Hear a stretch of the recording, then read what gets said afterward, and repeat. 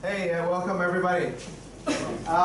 So I'm Gene Su, the co-founder of StartupsHK. Out of here, how many people have heard of StartupsHK before?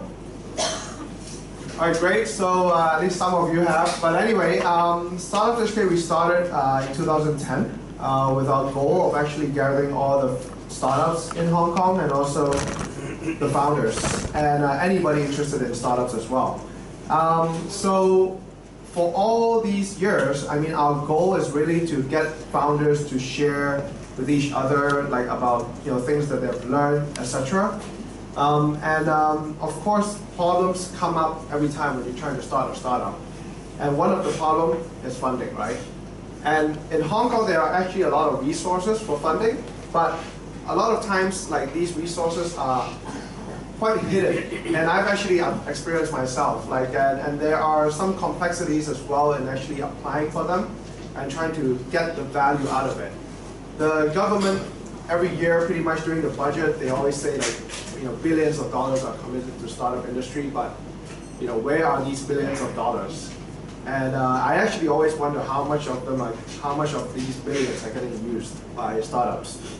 So today, we're very lucky to have Dr. Law from Chinese University APEC Centre. He has actually spent a few years of time researching the funding schemes by the government. And he definitely knows the ins and outs of these schemes and also the background information. And for all of you, I think it will be great to get an overview of what are the schemes that are out there. And after Dr. Law's talk, we'll also have one of the founders in our community, Elton, whom I'll introduce later, to share about his experience in applying. And of course, there are so many different schemes out there. Some of you may be interested in different ones, and we'll have a Q&A session after that. And we'd be happy to share any kind of experiences we have on our side. One more thing for today, for Dr. Law's report, if you would like to get a full copy, fill out his survey, and then which will take you a couple of minutes, and you'll be able to get a full copy of his report on all the funding schemes. So without further ado, I'd like to introduce Dr. Law. Ladies and gentlemen, thanks very much for Jane arranging this very successful workshop, allowing myself and my colleagues to have the opportunity meeting with all you very energetic founders of the startups and also the entrepreneurs. Here we would like to present some of our recent research findings regarding the ecosystem for promoting the startups in Hong Kong. To start with,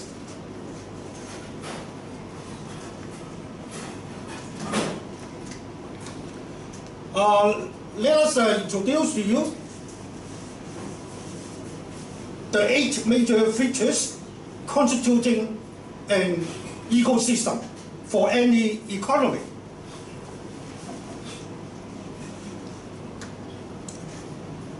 These 8 topics, subjects, many of them, of course, they are very straightforward. We are talking about markets, we are talking about human capital, we are talking about funding, we are also talking about supporting system. The major reason for assessing these features for the ecosystem would be we try to look at what are the conditions and the supports provided by the government, whether they would be sufficient or not, or whether they would be inadequate. But from the startup's point of view, I think we can also look at this as a kind of checklist. The checklist on where we are now, what do we need, and how far we could go to achieve our goal as a sustainable new business in the future. Let me discuss a little bit more about the supporting system. The supporting system is the most important one, that the government may have a more direct and also contributory effort to improve the ecosystem.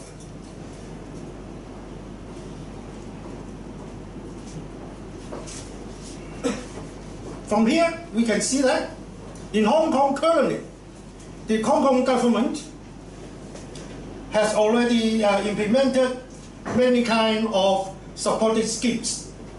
Other than that, there are also many incubation programs organized by the government and also by non-government institutions.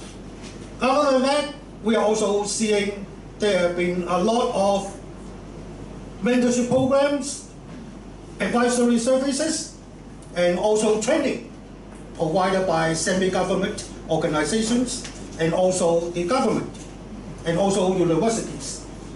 So, of course, within these 8 special features, the government and regulatory system is very, very important.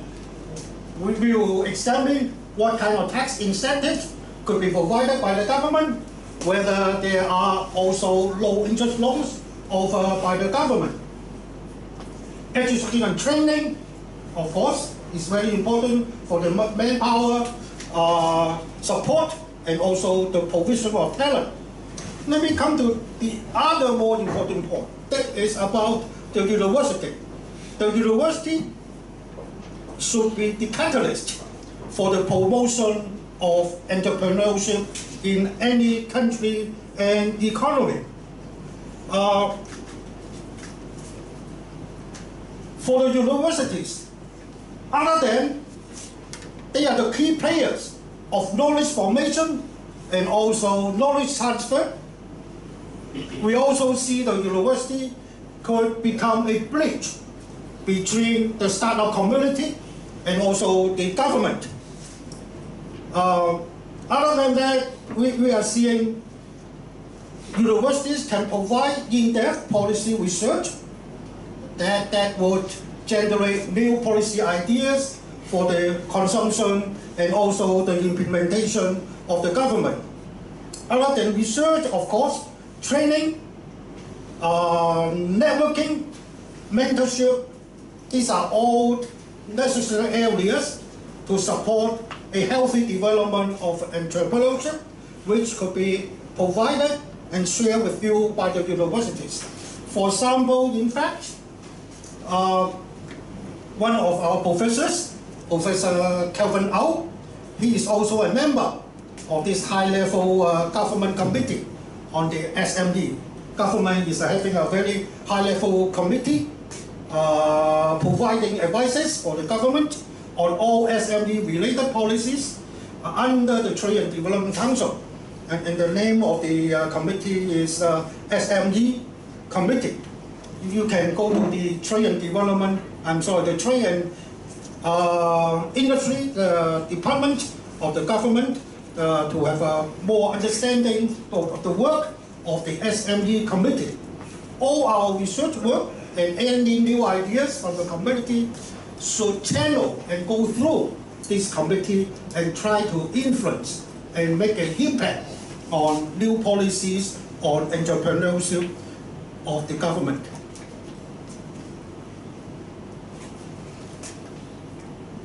In the following, I'll describe 2 major types of supports currently available in Hong Kong, mainly provided by the government.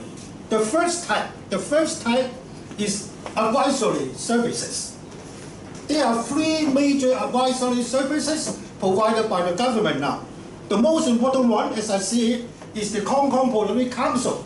The Hong Kong Policy Council set up an SME advisory center. The name is SME1. All right? In the year 1922. I'm sorry, 1912. 2012. I'm sorry, my mind is not here. Somehow. All right? I move on. Too far ahead. Okay, 2012. You know, the location of Hong Kong Policy Council is in Kowloon. All right. Yes, an office there. You can go there directly, or you can call upon them. They will provide you all the necessary information about different types of funding and schemes provided by the Hong Kong government. And on the spot, if you require it, they will provide you advices how to fill in those forms. And also provide you advices how to prepare yourself, all right, to fill in those forms and prepare for the interviews, and also prepare for all the necessary information required for the application of different types of government funding and schemes relevant for your purpose. All right? This is the Hong Kong Political Council.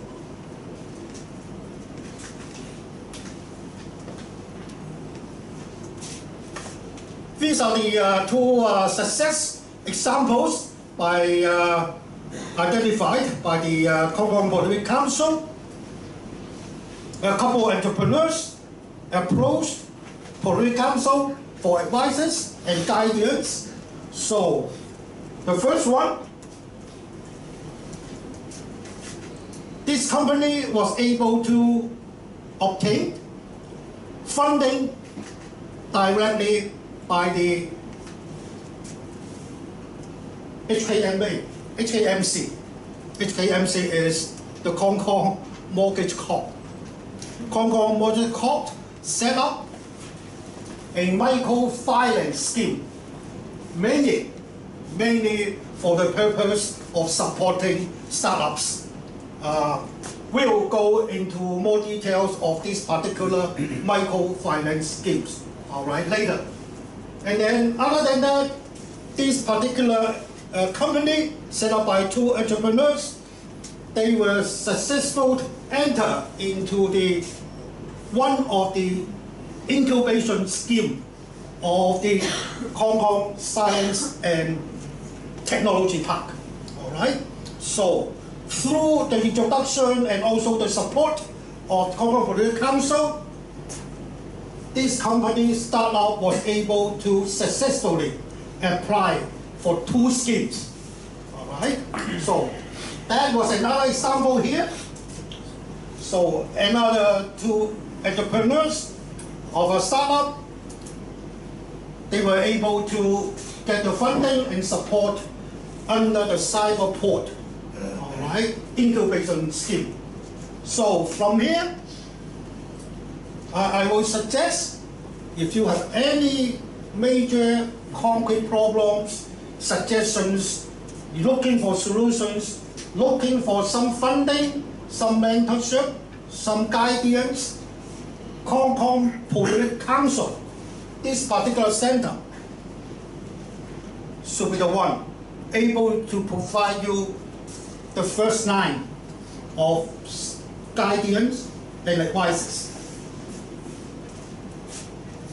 So these are some of the numbers of the achievement and the performance of the Hong Kong Political Council under such scheme.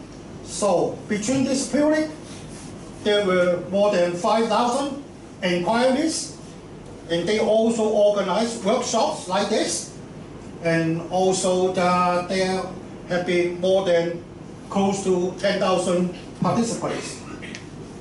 These were some of the numbers of the statistics for inquiry. So from here you could see that quite a lot of startups, SME, call them up regularly. Second scheme, this is the Hong Kong TDC. Hong Kong TDC is a Trade and Development Council. You know that Trade Development Council set up in the 1970s, long time ago, all right? Hong Kong TDC has been very, very successful in promoting and assisting Hong Kong companies, particularly SMEs, to expand their overseas markets. So, in the year of 2010, a little bit earlier than the Hong Kong PC, also set up a SME center. All right. For this SME center, the Trade Development Council provided all the necessary information, the literature, and the files for the information required for the development of SMEs in Hong Kong. All right. Other than that, of course, they have one-to-one advisory services again. So for anyone who are having questions, problems regarding how to develop an SME and also how to expand their market internationally, Hong Kong Trade and Development Council, they have experts and they have consultants to provide free advices for the purpose. So in particular, firms would like to expand their activities, their business overseas. The Trade Development Council, I'm sure many of you here might have already participated in many of the activities of the Trade Development Council. I'm not drilling too much onto that, but here there's another particular service offered by the Trade Development Council. Trade Development Council is very, very strong in providing marketing information for the expansion and penetration into the mainland market. Again, from here, you could see the type of activities, advisory sessions, and the number of participants into the activities. The third one, I'll just go through this very briefly. In fact, this is another center set up directly by the government. It's a Trade and Industry Department. If you look at the year, it started quite some time ago, 2002. So if you look at three schemes, this was the first one set up by the government directly, 2002, and then Trade Development Council set up a similar one with different purposes, mainly for promoting exporting markets in the year 2010. Quite a big time gap, right? If you look at that, the government started the first one, and then TDC followed, and supplementing the government's effort. And then how about Development Council? As I see it, the Development Council one has been the most successful one, really promoting and assisting SME and startups to obtain government and support and funding. And Development Council set up the center only in the year 2012. So it took quite some time. If you look at that, quite a long time spent for the government and all these major semi-government organizations to set up different SME advisory centers to support the development of SMEs and also entrepreneurs. All right, in the following, I'll go to 6 schemes. These are particular schemes mainly for promoting and assisting SMEs, startups to expand their activities. All right, of course, the first one is the Science Park. Science Park is now having 3 incubation schemes, all right, of different nature.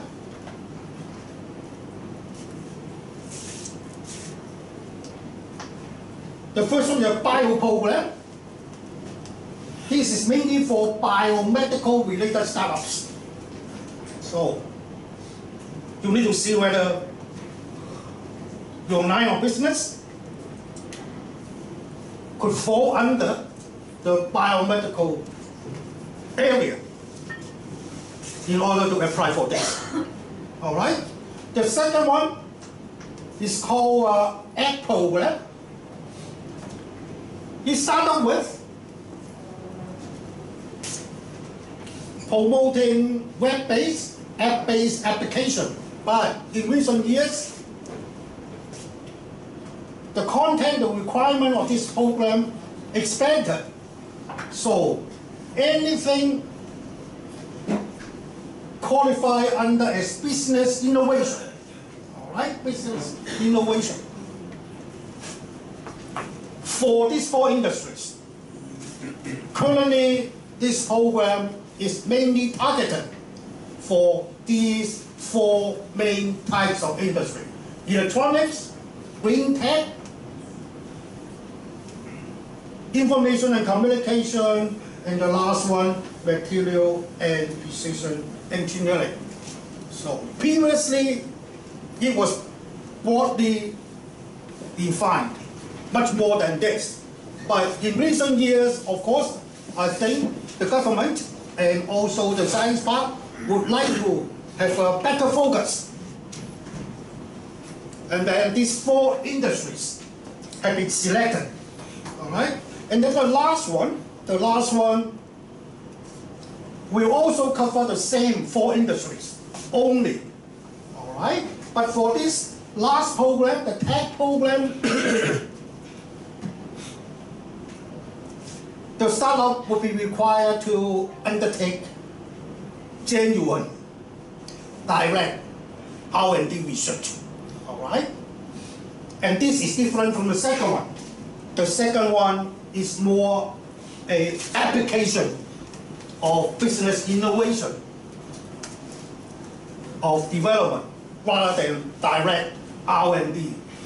You're talking about hardware to be developed under this program.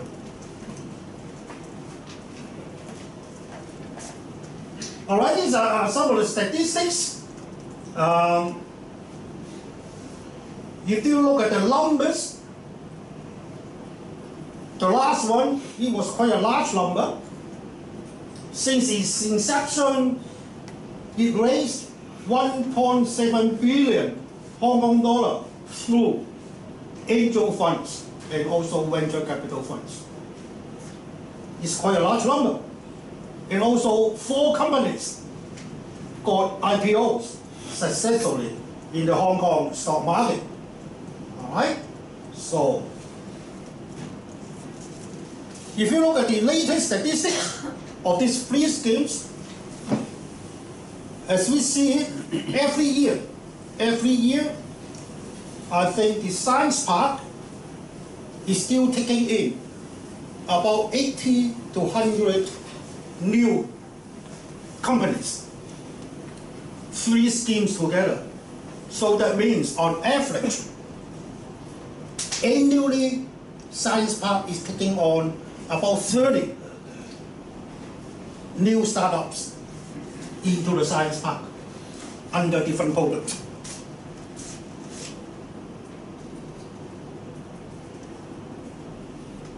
All right? Who could be qualified for this? Who could be qualified for this? Of course, there are very, very stringent requirements to be qualified and acceptable by the Science Park. All right, you look at this.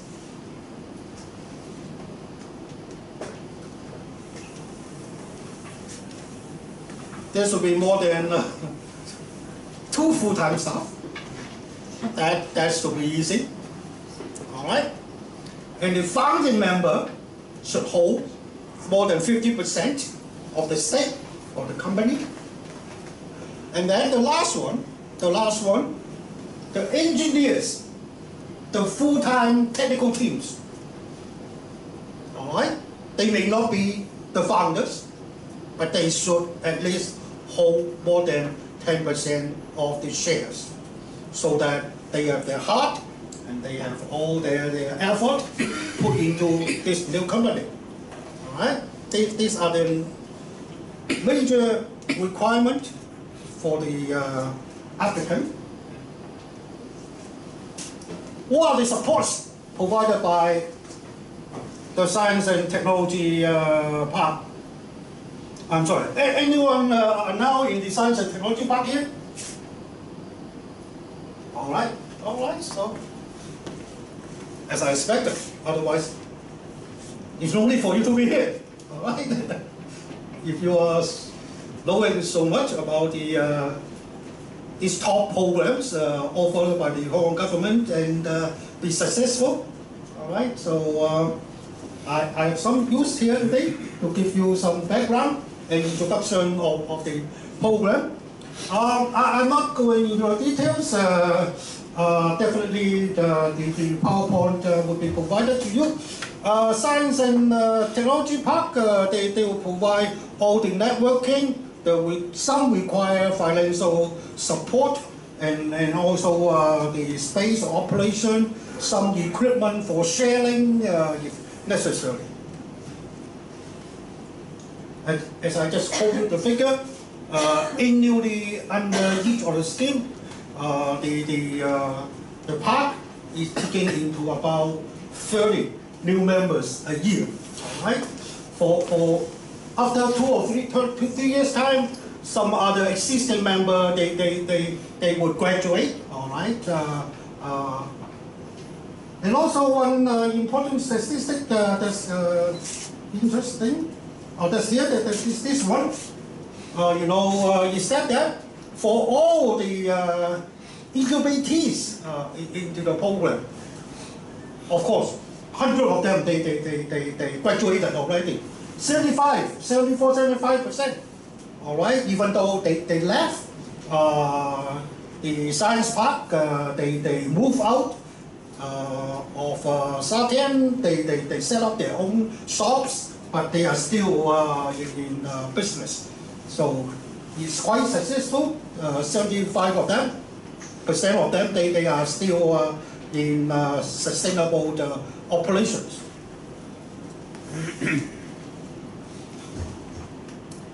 This is another one mainly for design related operations. We have a Hong Kong Design Centre. Financially, this is not part of the government, but financially many of the projects under the Design Centre are being funded by the Hong Kong government. And currently, they take on about 30 incubatees per year. All right. So if you look at of course, the objective we try to promote the design industries and also to nurture the upcoming of new designers in every type of designing activities. So let us look at the eligibility again. So the company registered for less than 3 years, 2 full-time staff. This one is interesting, meaning that the shareholder of a new applicant should not be the same shareholder as the one who applied before or who have been graduated from the program. That means someone graduated from the Design Centre. After a couple of years, they form a new team and then they try to apply again. So for that previous applicant, incubate, the project would not be acceptable. So you know what the last one? So far there were only 148 incubatees. So the program is small. The program set up in the year 2006. And then after 10 years time, so there were only about 150. So that means we were only talking about an intake of 15, all right, startups only under this program. All right. There's a question. Yes, please. I'm not sure what's the definition of design here. Actually, I can answer that question. All right, please do. Please do. So one of my companies went through this design incubation program. Yes. So it actually encompasses any form of design, from fashion design, video production to game design. And so as long as you could actually explain like your company how design is involved in it, you can pretty much go for it. Yeah. But it has to have the design focus. So you can't say like, oh, I'm a startup that is making an app and I have design in my app. But if your app is for design purpose, I think then you can do it. Right? Yeah, he said that you need to have at least one designer of recognized discipline. So if someone graduated with a fashion design degree from PolyU, definitely will qualify as a designer under this scheme. So I think some sort of university graduation of a design-related discipline would be qualified under this scheme.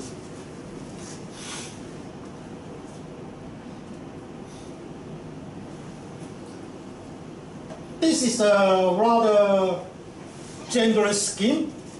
If you look at the financial assistance provided and the kind of rental subsidies equivalent, and then other than the first two items related directly to the funding, for the other subjects, in fact, they are rather similar for all these kind of incubation activities.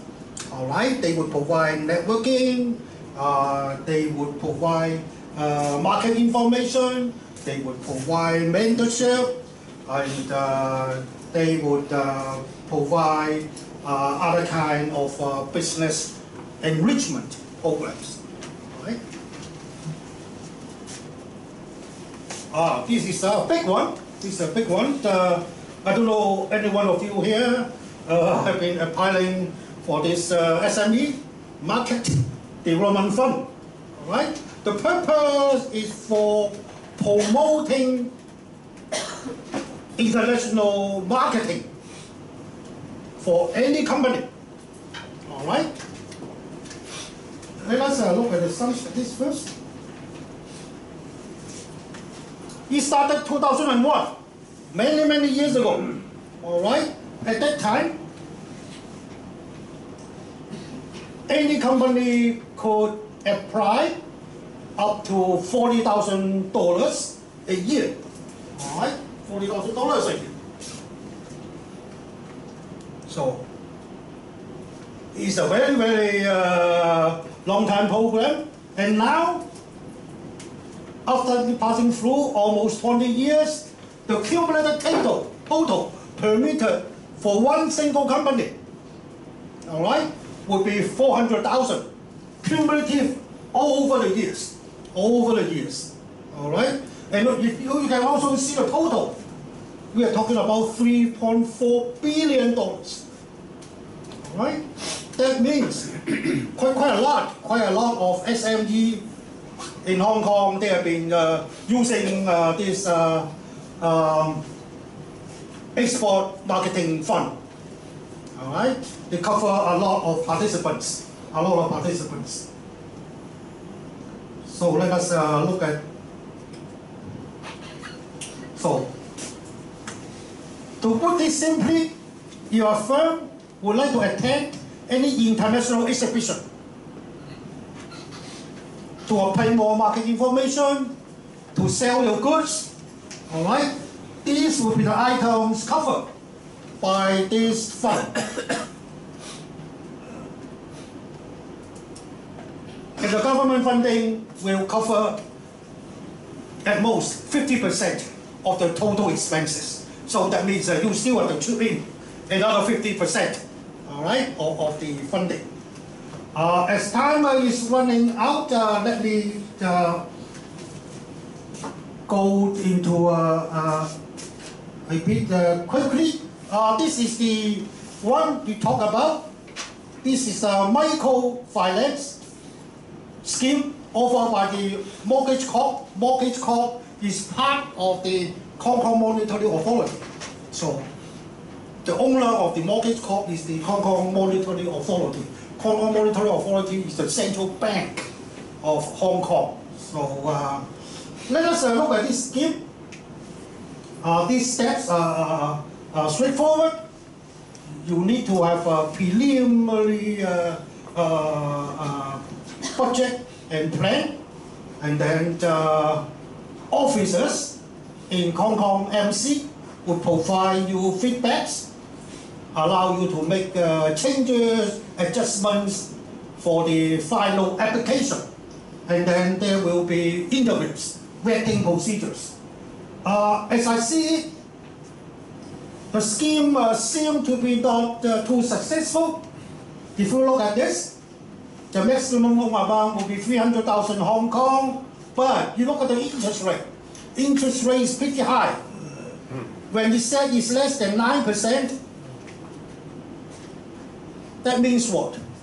That means 8.9%. It didn't mean 1.9. So less than 9% is close to 9. That means the interest rate charge will be close to 9. So I think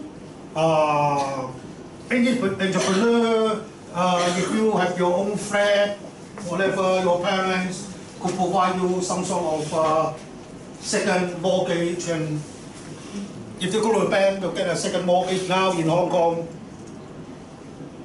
I think the interest rate would be less than 5%. So just coming up to the numbers, here you can see that the total application were less than 500, and only about half of them were successful. And the scheme was set up, I'm sorry, I forgot that. Yeah, the scheme was set up in the year 2012. So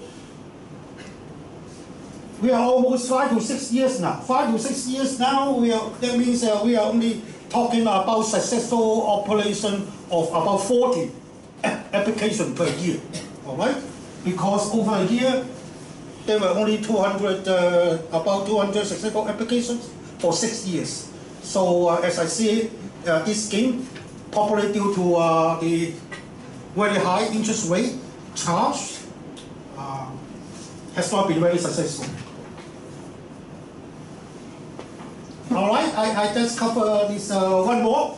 That's the last one. This is the tech voucher scheme. The other speaker will give you more details about his experience and also his consideration about this scheme. This is a new scheme, all right? Only introduced by the government in the year 2016, all right? So we had 2 years now into the program, into this particular scheme. To start with, the government said this is a pilot scheme for 3 years, tripping in $500 million. That means very soon the government would review the impact and also the achievement of such a scheme. If the answer is yes, successful, very likely the government will promote and extend this further, maybe even with additional funding. But if not, the government may totally cancel this. All right, so as the outset, the government said this is a pilot scheme for 3 years. And we are at the end of the second year of the scheme now. All right, the whole idea is the government will provide funding for startups, SMEs, if they want to purchase, acquire technology services, computer information services, in order to improve productivity. All right, you see the term here is called improve productivity. That means in your proposal, you need to demonstrate to the government that by acquiring certain technology, information services, you will be able to improve the productivity of your operation. You need to demonstrate that.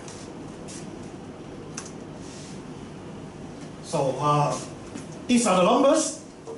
So for 2 years, these were the latest statistics. Only about 800 successful applicants, and the average amount granted was about 137,000. All right, that is thousands. So again, within 2 years, meaning for every year, there were only about 400 successful applicants.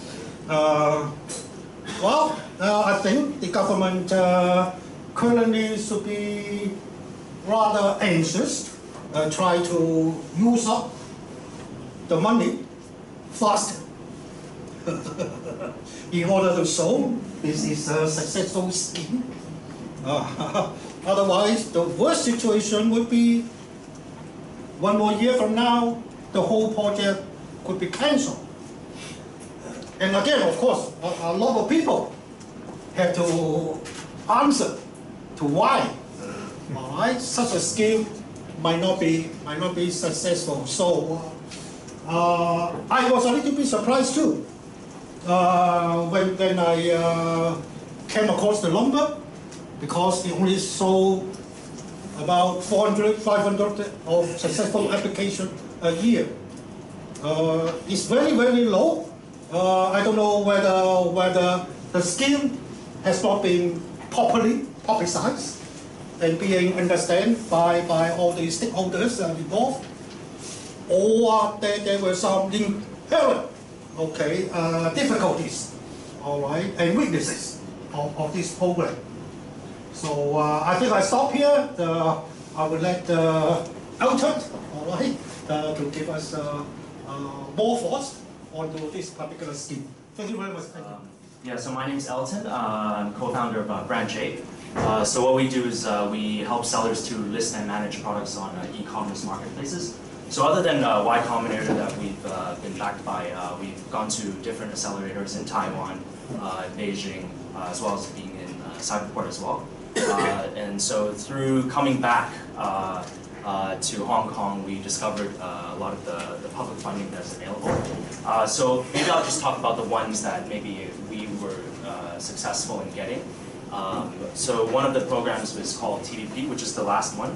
Actually, one of our clients didn't have enough money, and so they decided to look into some of the funding. So we did some research in the background for them, and so we ended up helping them to apply, and then successfully they were able to apply through the application process. So a lot of the funding, the application, all these forms, the samples are actually online.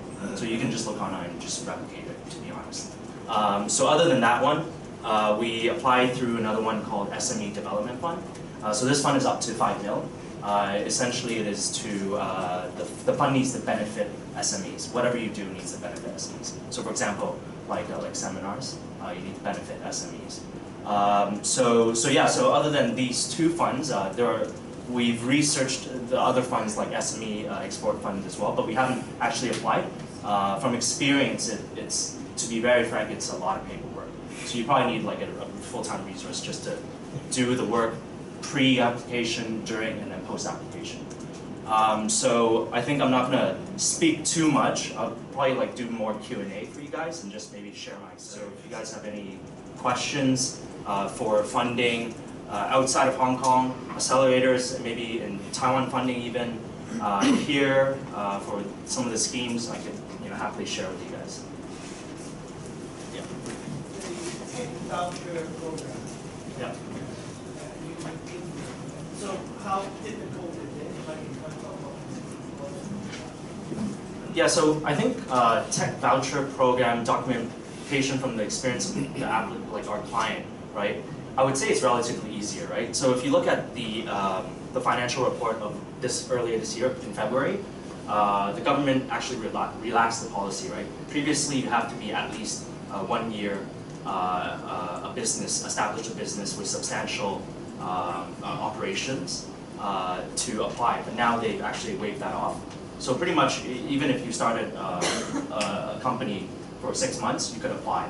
But the program itself is very much focused on improving business process, improving operations. So you can't use it for anything that is sales or marketing related. So if you, for example, if you wanted to improve your CRM, right?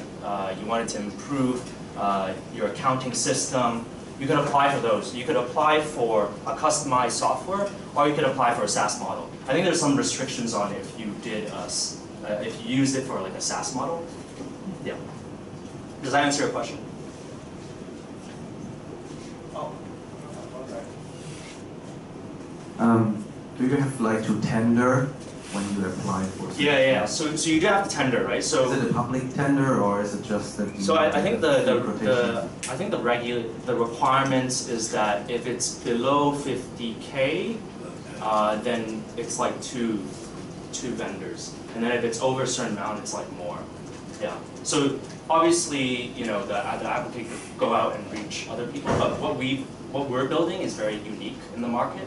So there's really little people, or if they did do it, then it would be much more expensive. Or that's what we think anyways. So there's no public listing of what someone applied for? So I think government is that if your projects are over 1 mil, you have to do a public listing, or over 2 mil, something like that. There's like a limitation that is across all the funding schemes. Yeah. Generally speaking, what do you think the government is wanting to get out of this investment? What are they wanting as a return in terms of informing us in our application process? What are they looking for? Is that your question? Yeah, why is the government doing this? What do they want to get out of it? So that helps inform us what we put in, right? Yeah. So the Hong Kong government is very rich, so they can't give it to the public, right? So they have to flow it through like non-citizens, right? Like as in like not individuals, right? So the only way they could do it is through SMEs, right? And this is my opinion.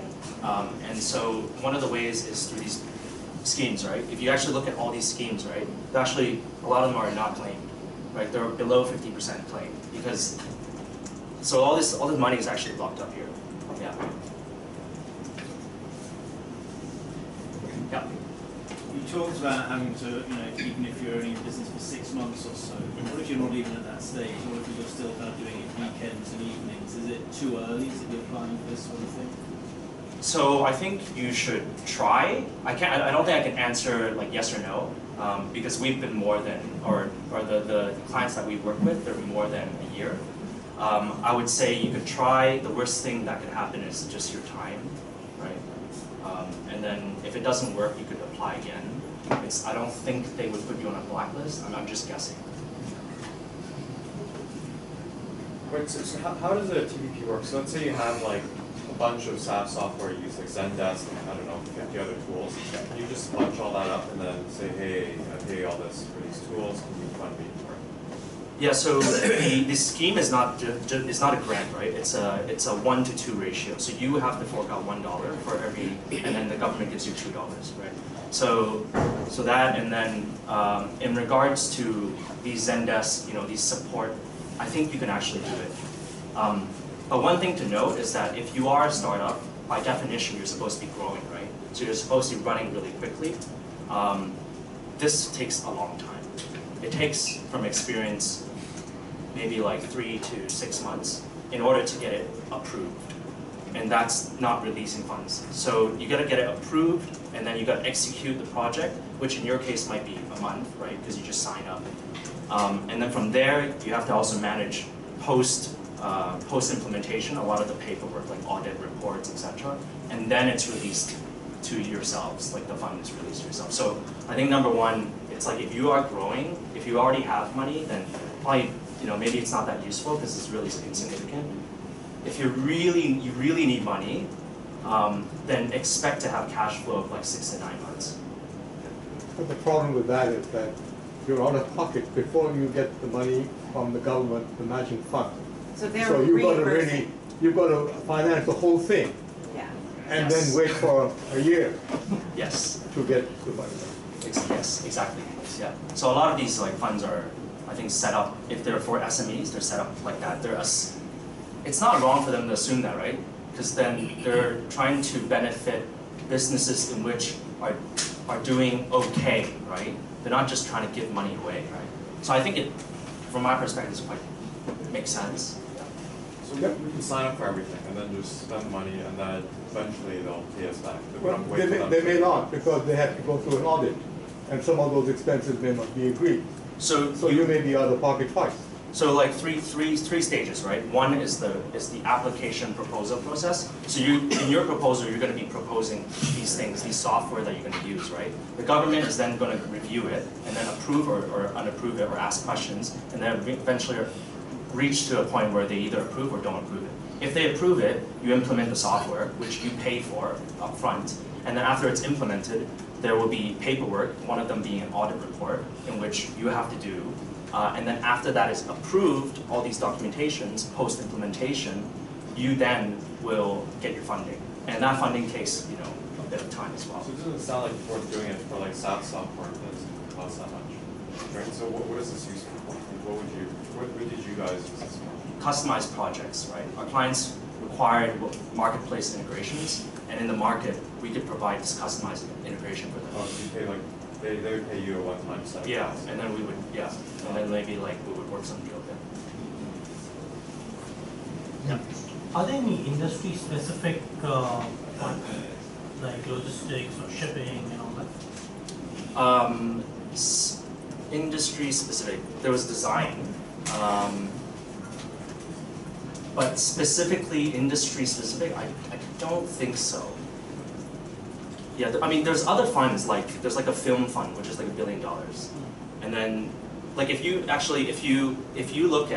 just look, like, search online, for the financial report, you'll have a list of all the funds that government has put money in. So I think it's actually worth, if you want to look into public funding, like, listen to the financial report and just read it up. Yeah, so I mean, that's what I did, so that's why. Yeah, let me just chip in here. There are many general purpose fundings, all right? So, with respect to any different kind of industry or activities, you could apply for it, all right? Just like this tech voucher fund, all right? There's no industry specific targeted for application, but for many other funding schemes, like the one that Alton mentioned, there's a film development fund. All right, so you must be in the film industry and you are the board related to the film industry in order to apply for it. And also, like the one I quoted regarding the science park, now the science park, the incubation programs only targeted in 4 industries only.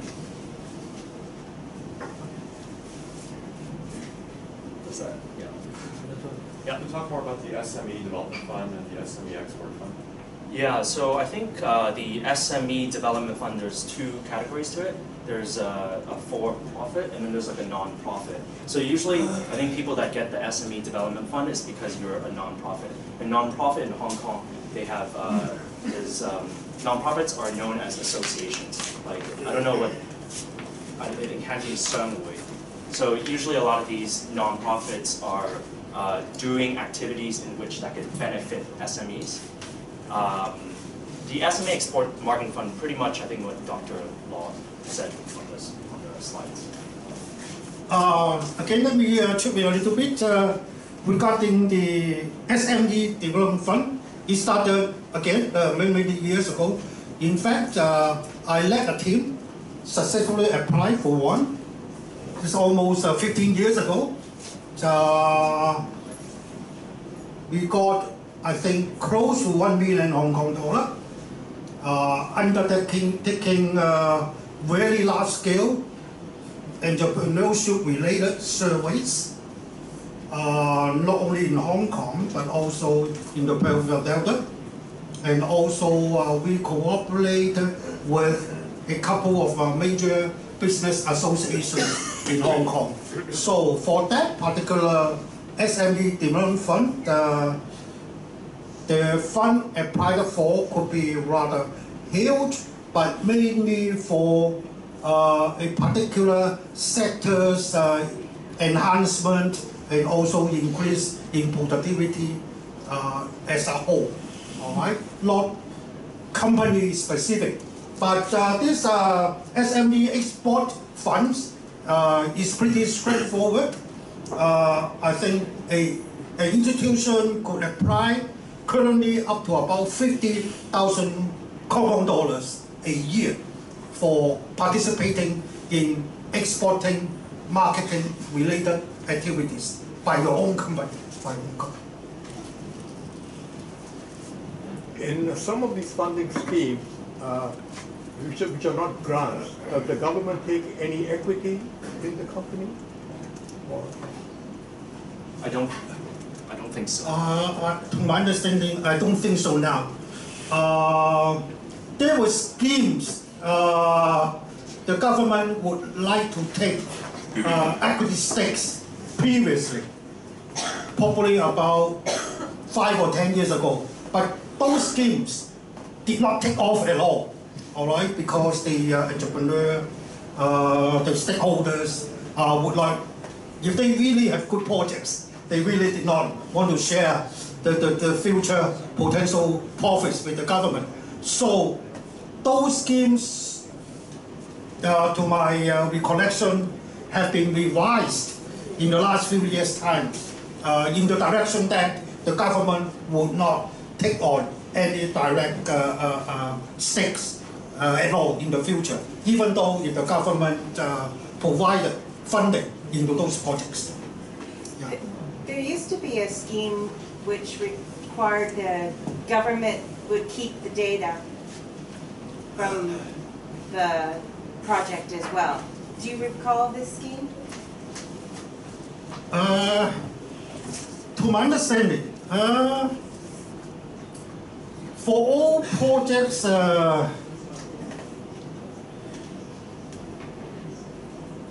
I'm not sure. I just could quote you experience like for consultancy projects. Okay, supported by the Korean government. All the data, the research results, and even the reference books, all right, the property right would belong to the government. Yeah. For consultancy project, for example, in university, occasionally we also bid for consultancy project by the government, and for those consulting projects, it's very, very clear. All right, everything collected, acquired during the process with government funding, they will all belong to the government in the contract. But of course, seldomly they really are asking us to send all the reference books material back to them. But those are consultancy projects in nature. But rather, any kind of these SME related schemes, they have such a nature. I do not recall now. Where in this whole scheme fits, for instance, the CCMF and the Cyberport Incubation Program, because I have not heard anything about it this evening. Yeah, sorry, mainly because of the time constraint. In fact, the study we undertook about a year ago of this report, we have all the necessary information regarding the Cyberport incubation program. We are delighted to send a copy to you, but hopefully you will also assist us to complete one survey and research project we are undertaking now. We really appreciate your inputs and also participation. Anyone who have filled our questionnaire, and if you need a report, I can give you this one. I can give you this one. Just one copy. But for the other ladies and gentlemen, if you need that would already include the Cyberport program. I'll send a soft copy to you by email. Yeah, sorry. I only have one copy. Sorry, a quick question on the TPP itself. Is the funding just for upgrade of software, or does it also include things such as training? Does it include consultancy? Does it also include things such as purchasing of software, innovative products which are not directly related to server or to PC? so I think the requirement is that there's two categories. It's just improving productivity and upgrading business process. Yeah, it's just, it has to upgrade your back office. Yeah. So it could be hardware, although we've never done it. There is a category for hardware, but there is a limitation on it. Yeah. So. But as far as training and consulting, is that part of what? So it has to be software, like it has to be technology related.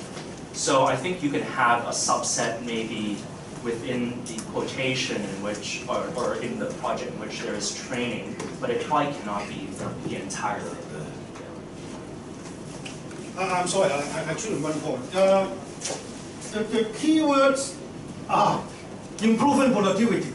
So you need to demonstrate on paper and hopefully in numbers how your activities could improve the productivity and the business operation of your enterprise. Yeah, you need to fill a couple of paragraphs into the application form in that regard. Someone asked about the SME Export Marketing Fund, right?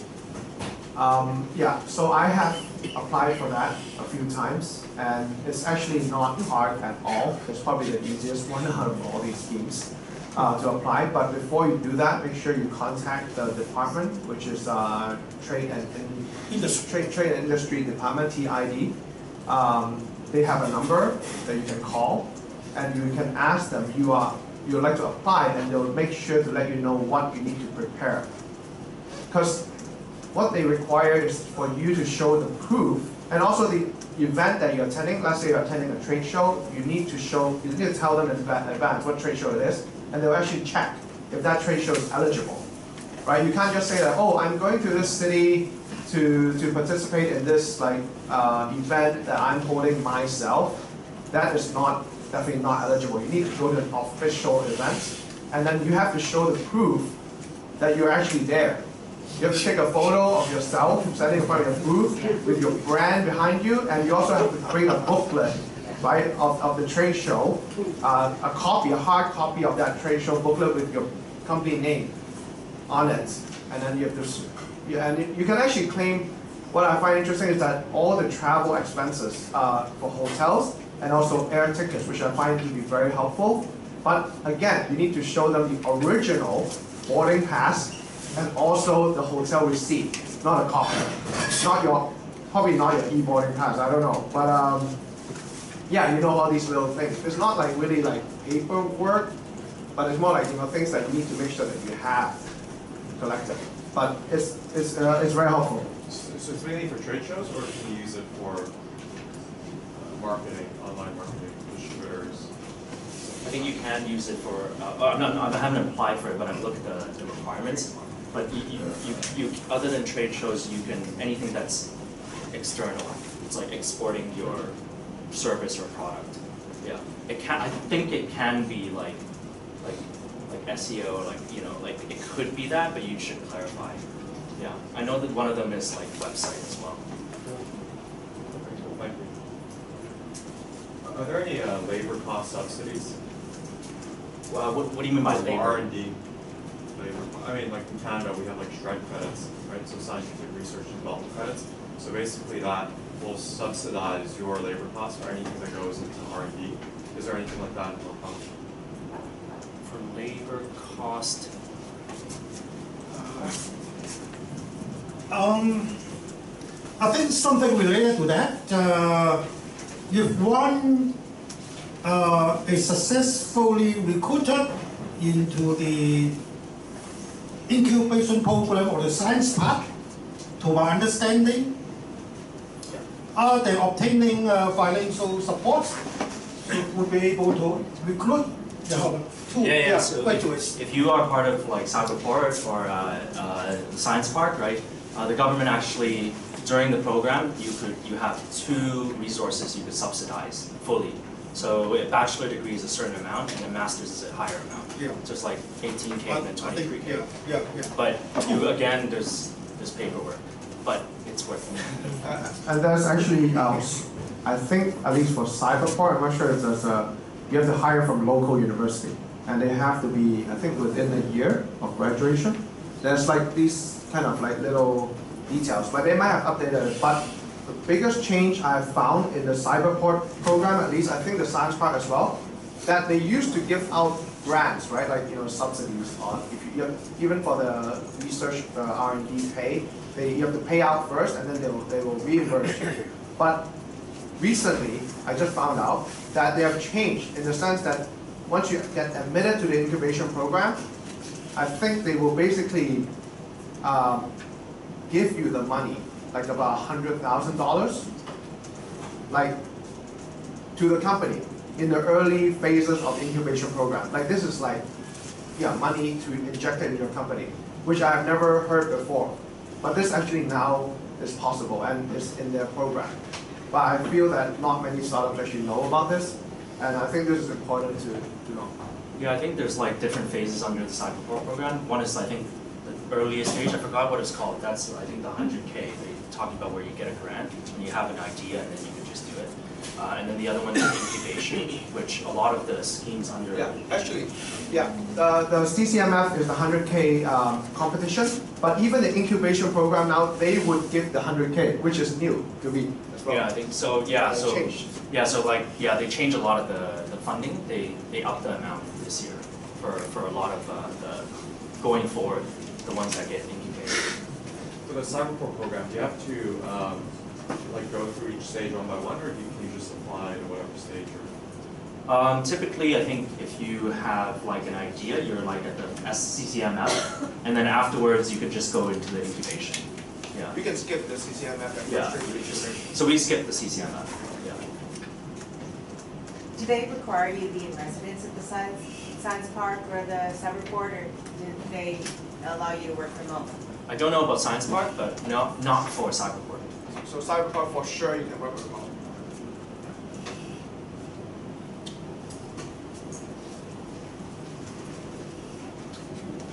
What else is particularly useful in terms of these funding schemes that you found? Okay, so I think if you're a startup, probably Cyberport is useful, but you have to go through, you have to get in. So how you get in is like you have to do your application, like for example, accelerator, and then you have to go through pitching, and then etc. And then they approve you, right? So you probably have to, at this moment, you probably have to have some track record for your startup. If you're just an SME, right, then these other ones that could take a bit more time, because how we would define startups that you're growing, right?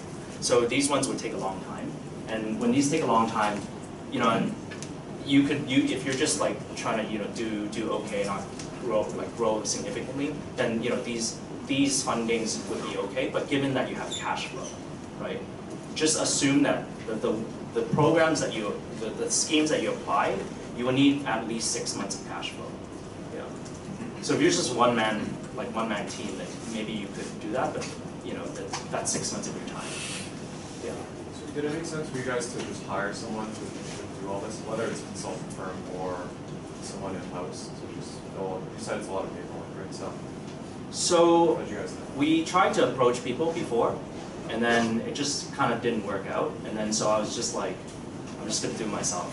And then I just went and looked at all the schemes and everything. So I think it's just like if you have a weekend, you could do it yourself. Oh, it's not crazy much. It's a lot of work because you're gonna inquire if you don't understand it. But I think it's worth for you to understand the entire schemes, because there's actually a lot of money there for you to claim. But a lot of people just don't do it because there's a paperwork. And so the difference is spending an extra day or two to do it, I think. Yeah. Would you recommend applying for multiple schemes that apply to your business, or just really drilling down and focusing on one? I think you could explore the TVP as a starting point. It seems like, given the financial report, that the government has relaxed this scheme, meaning is an indication that they want you to claim the money, right? So it's like, so look at what the government is doing, how they're deregulating. Yeah. Is there any issue if you, let's say you have already filed a patent? Because I came across with the EDB that they I don't know about like patents, but I suppose, yeah, I don't know. I think like ideas, like there's a lot of ideas. So this is my opinion, but ideas are, probably could be replicated anyways in another form, even if you have a patent. Right? So I wouldn't worry too much. Yeah.